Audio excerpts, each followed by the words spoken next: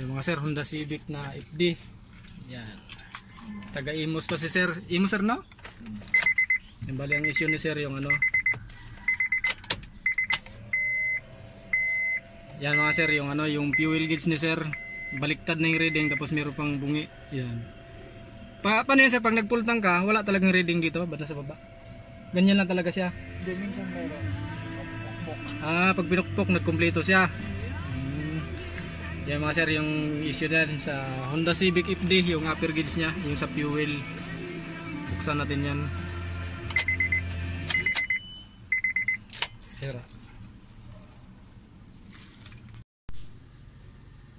Yan mga sir, yung ano, yung panel gauge ng, yung upper panel ng ano, panel gauge ng Honda FD, upper. Tingin ko mga sir, nabuksan na to. Yan. Bungi yung dito.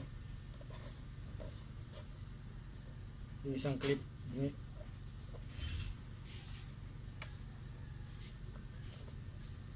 Pero sabi ng may-ari hindi pa na nabuksan eh. Ano ko lang.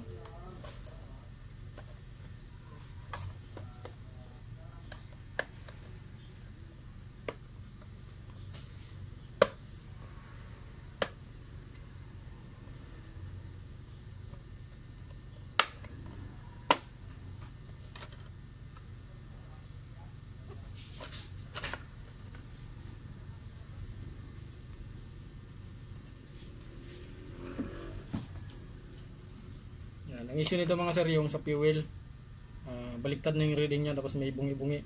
Sabi ng may-ari, pag minsan daw pag pinukpok daw ng malakas na tumama yung ano, umayos yung reading niya pero babalik ulit sa pabaliktad tapos may bungi-bungi.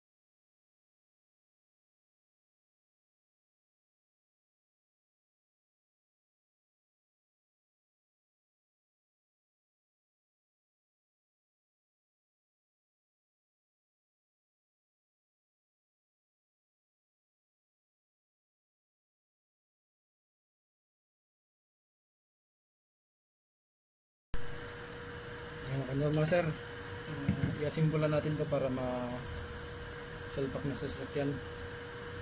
Kasi parang paulan na rin. Abutan ng malakas na ulan yung nangyari.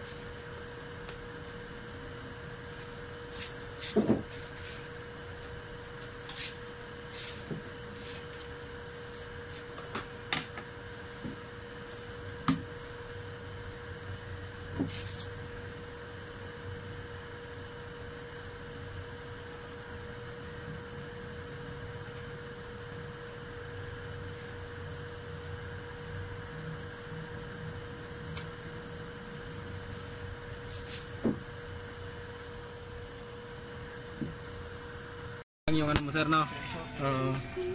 Yung mga sir, ayos na yung ano, yung panel gauge ni sir.